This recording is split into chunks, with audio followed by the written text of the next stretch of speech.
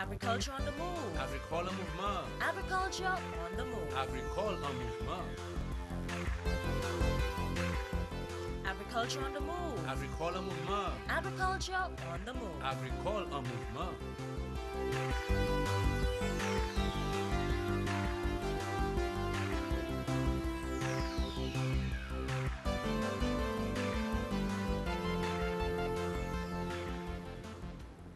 Good day again, St. Lucia, and welcome to the program Agriculture on the Move. My name is Philip Sidney, your host. With me today is Mr. Kurt Sevre, who is the project manager for the Banana Productivity Improvement Project. Welcome to the program, Mr. Sevre. Thank you very much, Sid. I'm happy to be here because I know you're a very busy man, and that project is a very important project to St. Lucia and, of course, to farmers. The last time you appeared on this program, we discussed the mandate of the project, the structure, and the way forward. Today, I think you're going to tell us about where you are now, because it's a continuous process. So tell St. Lucia where you are. Well, thank you, Sid, for having me today. Well, I'm happy to report, Sid, that since we last met, we have made a fair amount of progress. The first month, which was April, we devoted it to putting a team together. A team, as you know, in implementing projects, having the right team in place is critical. So what we did was, coming out of the Black Sikatoka unit, we were able to select 8 good men to do what we call our extension work for us. And then we brought in we strengthened them with some technical expertise in a soil scientist and a pest and disease expert. In addition to that, we brought in a leaf spot control officer to oversee the leaf spot operations. And then we brought in an inventory control officer. We also have a communications officer, and then, very important, an accounting officer. Okay? So now we have a full complement of staff, and then in place to ensure that we implement in a very effective and efficient manner. The second thing we did was we went across the country and we met with farmers throughout the length and breadth of St. Lucia in the form of town hall meetings. And there we discussed with them the aims, the objectives, and the program which the government would like to implement. And more critically, we listened. We listened to all the issues which they have, the problems which they have. How do they see the banana industry moving forward? What ideas do they have to revitalize the banana industry? Having spoken to the farmers, we went and we spoke to all the players engaged in the buying and selling of bananas, be it in the region, be it locally, be it extra-regionally. And then, of course, those persons whom we call the producer organizations, your NFTOs and your TQFCs. After we've done all that discussion and consultation, then we put together a work program for the first year. Okay? The first thing we had to do was to ensure that we brought the banana cultivation back to pre-Thomas level. All the Matthew. All the fields which were damaged and so on. So first thing we had to do, we went out there to do that. And I'm happy to report that this is 100% complete. In addition to that, as we rehabilitated, we had some farmers who were expanding and some new plantings took place in the form of 241 acres of land. There's new plantings which have come in addition to that. Planning is also very critical, and to plan you need information. So the next thing we did was we decided to map out to determine how many acres we truly have under banana cultivation. Okay. Using the latest technology, GPS and GIS, we're able to map out all the banana farms. I would say it is about 99.9% complete. Okay. I say 99.9% because our officers still have to go back and do some rectification. In some cases, there may be little variances and so on, so we need to correct that. So now we are in a position to say how many acres we have on the bananas. And so using that, we can plan. In addition to that, one of the things we have done also, we have prepared for the rainy season, the hurricane season. So what we did, all the major drains and the interceptor drains in Trumasi, in Mamiku, in the Mabuya Valley, we took care of that. In all, we have done over 3,000 meters. We cleaned and desilted over 3,000 meters of main drains and waterways. As you know, the monitoring and surveillance of leaf spot is ongoing, and it is driven by data, it is driven by science, not by whims and fancies or when a farmer wants to spray or not. Okay? We altered the policy a little to ensure that every farmer can obtain oil. When I say every farmer, every banana and every plantain farmer can have access to oil. Because in the past, some persons did not have access because of the inability to pay for it. Okay, so what we have done is we have amended the policy, have our officers work with the farmers and ensure that they get access to oil.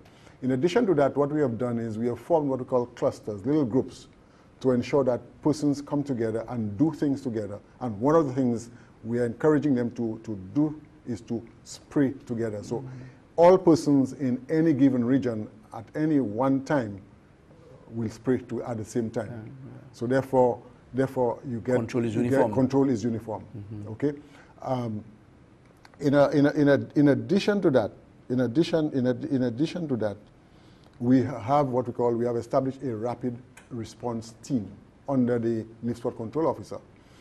Any area where you have a hotspot, so what we do is we mobilize this team. This team is mobilized to go and take care of that hotspot.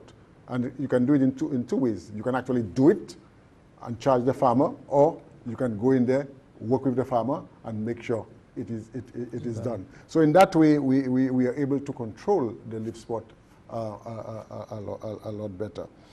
As I said, these groups, we have formed something like 22 of them throughout the length and breadth of the banana producing country. Our soilsman have been very busy, very active, and he's undertaking a comprehensive soil analysis. And what he has done something like, he has analyzed something like 51 different samples in different parts of the country, and he's able to come back to the farmers and tell them what is the situation with the soils, whether it is acid or whether it is alkaline, or whether they need to apply lime or not. Because as you know, in some instances, people just go and they get lime and then they apply lime, whether the soil, whether it is needed or not. Okay, yes. So in this case, is guided by that. The other thing we have been doing is nematode control. Yes. Nematode control, as you know, would affect productivity. So what we have done is, along with Windfresh, we are undertaking an island-wide survey of what the situation is, and then we are setting up trials to measure the effectiveness of a new product, which is environmentally friendly, and it is also approved by Global Gap. Okay. Because right now, as it stands, we do not have any nematicide. In fact, farmers can't use any nematicide because the one that they use or they used to use have not been approved. It has been disallowed by Global Gap. Okay. So as a result, we are now conducting tests to see how effective that nematicide is. Hold that point before you get to the next point, because we're due for our first break. Okay. You're watching Agriculture on the Move. We are due for our first break. Stay tuned, we'll be back soon. Bio means life. Biodiversity is the variety of life all around us. All plants, animals, and microbes, and the places where they live. We need to protect biodiversity so that we can continue to enjoy all the resources it provides. Fresh air, clean water, food, clothing, shelter, and recreation. Biosafety ensures that we protect biodiversity against any negative impacts of GMOs while using it safely for national development. For more information on the Biosafety Project and how you can be involved, call 451-8746 or 722-9252. Log on to lc.biosafetyclearinghouse.net or join the mailing list SLU Biosafety at govt.lc. Welcome back to the program Agriculture on the Move. If you just tuned in, I'm speaking with Mr. Kurt Sevre, who is the project manager for the Banana Productivity Improvement Project. I'm very interested in the soils testing as one of the components you mentioned, because years ago you would have known that it was said that all our soils in St. Lucia are acid soils because, again, the over-fertilization, they say, but then it's revealing something different in certain areas, okay? How quickly can you give those farmers results? Because that was a problem. Yeah, we brought in Mr. Lucius McDonald, as I said, as our salesman. And so far, within a week, 2 weeks, he's able to provide the results. Good. In the coming months, we probably will be able to do it even faster. The reason being, we have had some discussions with our counterpart, the Taiwanese Technical Corporation, Mario, and we have agreed to procure soil testing kits for all our extension officers.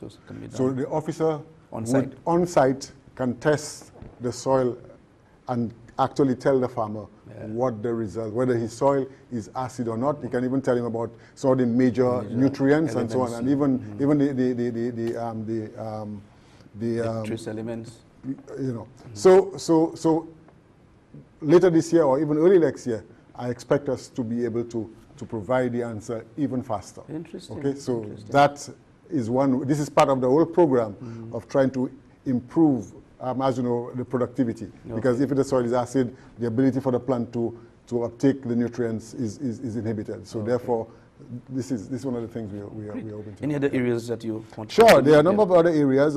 We have been exploring the possibility of using, as you know, under the fair trade regime, and even Global Gap, there is an emphasis on minimizing the use of agrochemicals. Right. Okay. So we have been working with 2 companies to look at bio or natural products to control both pest and disease and also the black cickatoka. We have set up about something like 6 different trial plots to look at that. In fact, there's a young gentleman, Mr. Dujon, we're also working with him, looking at the seaweed. The Suxagasm seaweed products. Yes. Okay, so we have been doing that. The other thing that is very important for us is that a number of farmers were not able to sell their bananas to the UK market for various reasons. I am happy to report that we have been able to bring back something like 66 back into the fold, and they are now trading actively trading. Okay. So, I want to mention also that we have brought in 4 young, new blood youth into the program. We have given them, we have allotted 20 acres of land to them, and each of them 5 acres to go into, to cultivate, to go into banana production. The other thing I want to mention is that we have discussions with what I call the banana partners, stakeholders, Winfresh, TQFC, NFTO, every 2 weeks. And one of the things we have agreed upon a number of things. One, we have agreed to review the policy of the core farm, where persons who were cultivating 2 and 3 acres of land had difficulty selling fruits to Winfresh. That we have reviewed that. We have basically abandoned that policy. And secondly, the Winfresh standards. We believe that it was a little too subjective. We needed to make it a little more objective. So that we have also reviewed. And we have also had discussions with all the marketing persons to agree that we need to aim at one common quality, quality of banana. If you buy bananas to sell for massy stores, it should be the same quality as the bananas going to England. If you're buying bananas to send to Antigua or St. Kitts or Trinidad, all these bananas should be of the same quality. So we have agreement on that we'll establish one quality, and it has to be top quality at all times. Great. So these are some of in a nutshell, these are some of the major accomplishments during the past 4 or 5 months or so. Okay. Now, do you have, of course, the production of bananas is market driven, okay? In terms of your acreage, have you been able to look at what acreage that you'll increase it to based on your market demands, etc.? Our ultimate goal is to be able to ship between 60 and 70,000 tons of bananas to the UK on an annual basis. We reckon that if we are able to establish between 4,000 and 6,000 acres, we can accomplish that goal. In addition to that, starting week 48, sometime in November, we will commence trial shipments to France. We're going to, it will be some 3,000 boxes of bananas to France. A little later, we probably want to discuss that a little more. So, if we are, and in the case of increasing productivity, we are looking at producing a minimum. We want to take our farmers from where they are, which is about between 5 and 8 tons to the acre, to between 15 and 20 tons to the acre. In fact, what we are aiming to do in the alluvial plains of Roseau, the Mabuya Valley, Canals, and Mamiku, and Fon Estate, we're looking for each farmer to be able to produce, every bunch of bananas should be able to give him 1.5 box of bananas. On the other areas, we're looking for them to give you a 1-to-1 ratio. So that is a kind of, that is what we are looking at. So from that point of view, we will be able to, we are able to, in fact, we are supposed to have a meeting sometime soon with Winfresh to help project what the output is going to be for the next 3 years. So therefore, that information will guide them in terms of the volume of bananas the country would be ready to. I'm getting the feeling that the farmers now, because of the revitalization of the banana industry, farmers are getting more interested. And how do you see that happening? Are you getting, I know you mentioned there are a few new farmers, I know farmers are expanding.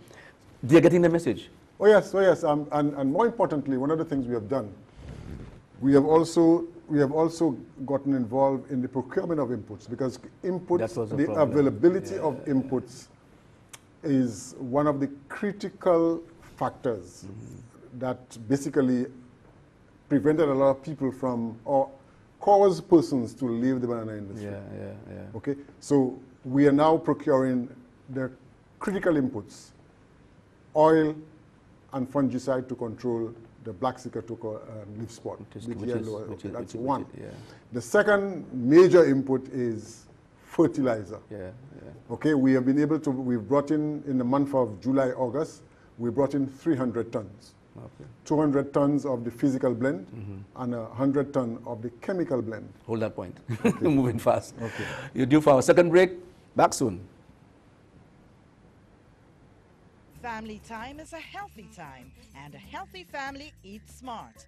Local fish and seafood from fishermen and farmers that you trust with your family's health is always fresh. Choose fresh seafood because it's packed with nutrients.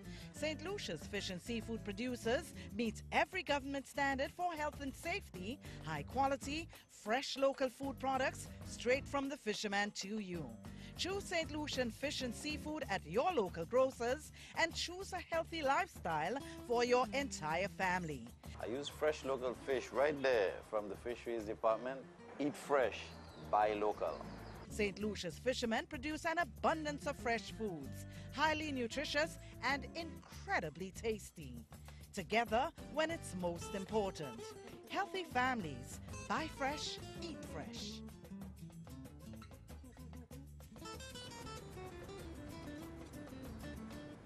Good, you're talking about the various fertilizers, the chemical blend, the physical blend. Which one? I don't know whether you want to go into it. Sure. You figure that is demanding. Right now we're in the rainy season, and given our topography, our climate, our topography and what have you, we believe that the chemical blend is a superior fertilizer. First of all, it's slow release, that's right. So it does not melt as quickly as the physical blend. Okay, because if you have a physical blend, rain comes and then it melts, and then you may get a lot of leaching. And so on. Okay, so that is why we've brought in the physical blend. So apart from the first batch which we brought in we just have about 125 bags left, but we have 13 more containers in Vieux-Fort waiting to be cleared from customs.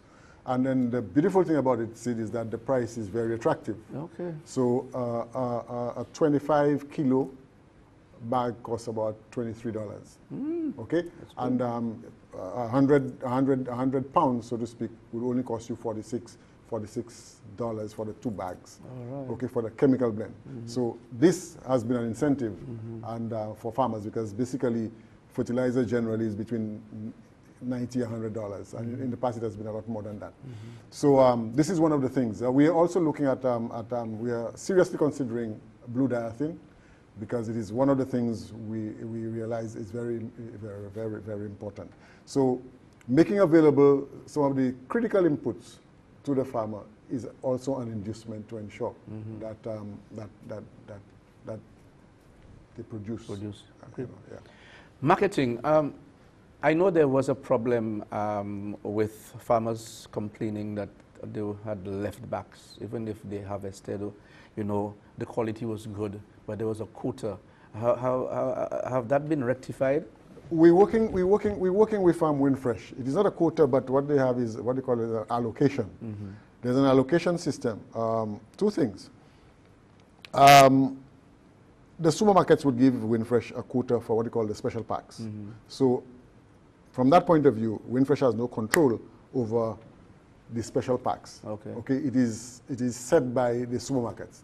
1,000 boxes or whatever it is. So therefore, that is distributed among farmers. However, you have what we call the generics, the 40-pound box. Okay, that is where the problem is. And sometimes people have, see, 80 boxes of bananas, but sometimes they get an allocation for, say, 50. And that has been a problem. It is something we are working on with WinFresh to resolve.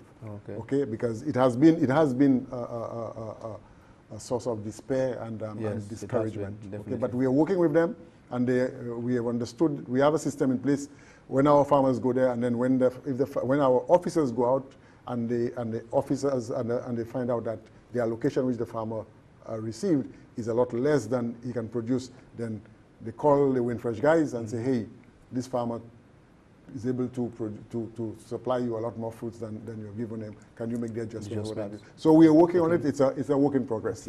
The French market, in terms of what's this? Is there a special pack for them or the generic? Yeah, for the French market, I want to talk a little about it. We have agreed. There's an agreement that trial shipments to the French market will begin in week 48. Now, for this market, it is a little different than to the UK market. For the UK market, you have special packs where you put it in bags for Tesco and Waitrose and what have you. But in this case, what WinFresh has done, Winera has designed a special box for them. It's a very attractive box, but it is loose fruits essentially placed in the 40-pound box. It's a very attractive box, and of course, top quality fruit must go inside there. So what we have done is WinFresh gave the project the responsibility to select the farmers. So we have drawn up a list of all those farmers whom we will work with to prepare prepare fruits for the French market. All of them must be Global GAP certified. All of them must be Global GAP certified. We will be a training program is going to be instituted. In fact, yesterday our team met with the WinFresh team to plan a program starting from now to up to the point when the fruit will be shipped. So, but part of that is a serious training program for the people who select the fruits, the people who pack the fruits, because if the fruits are badly packed, then they will be damaged, right? And also those persons inspecting the fruits. So there will also be a trainer, train the trainer. So WinFresh will work with our officers, they will train our officers, and then jointly they will go out and work with the selectors, work with the packers to ensure that everything is done. We also need to explain to the farmers the product specification that we're going to get pretty soon, and that will be, all that information will be disseminated, it will be discussed, and farmers will be taught. In fact, we will work with them to help them understand what the specs are for the French market. The price is something that we will also, in WinFresh, will let us know what the price is, because as you know, everything is driven by price. Okay. So the key thing we want to let farmers know is that There are no special packs. It will be a standard 40-pound box, and then it has to be properly packed. And this is how the bananas for the French market will be. So after that 3,000 boxes of trial shipment, how long will that go on for, and will it be increased? It's a good question. After the 3,000, these are trials. Then afterwards, based on it will be evaluated, and then we can decide where do we go from here in terms of increased volumes, in fact, and so forth. Yeah. Before we end the program, there's about 2 more minutes left. The farmers have always been complaining about pension, and they need to know where they're at because they're getting older. Is that in the formula in mainstream? Yeah, we have been doing a lot of work with respect to what we call a social safety net for our farmers. We have looked at it in 3 different ways. We believe that persons who are 40 years and younger, we believe the way forward is that they should contribute to the National Insurance Corporation. Okay. So that when they get to 65, like everybody else, they will be entitled to a pension. Persons who are above that, we have been working with the credit union, the National Farmers Credit Union, to look at a special fund. So when they get to a certain age and they cannot work any longer, they will have access to that special fund, okay, which will serve as a kind of buffer for them. The further aspect is the whole question of protecting their livelihood. And there we encourage them to get insurance. So there's an insurance called the protection of livelihoods. And then the other thing is, in the case of natural disasters, we're encouraging them to register with CRIF, so that if there's a natural disaster, then within 2 weeks they will be able to get a check to get back to work, and instead of waiting or for government to actually come and give any kind of assistance. So basically, this is what we are doing. Final words from you, sir. No, I just want to thank you, and I just want to tell the farmers that to keep the faith. I think so far so good, and I think in the new year, our emphasis will be on expansion.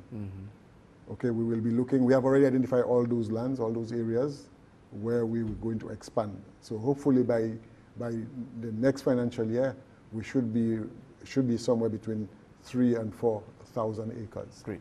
Okay, so that's basically. So we want to encourage them to keep the faith, and the banana industry is alive and well. Thank you, Kurt. You've been watching Agriculture on the Move. With me was Mr. Kurt Sevre, Project Manager for the Banana Productivity Improvement Project. Thank you for watching the program, and continue viewing it, because we'll dare to bring you information. And of course, that project is attached to the Ministry of Agriculture. Ensure that you eat fresh, St. Lucia's best, and agriculture is our business. But on the farmers, make sure the quality is right. Thank you again. I'm Philip Sidney saying goodbye, and see you again. Thank you, sir. All right. Agriculture on the move. Agricole en mouvement. Agriculture on the move. Agricole en mouvement. Agriculture on the move. Agricole en mouvement. Agriculture on the move. Agricole en mouvement.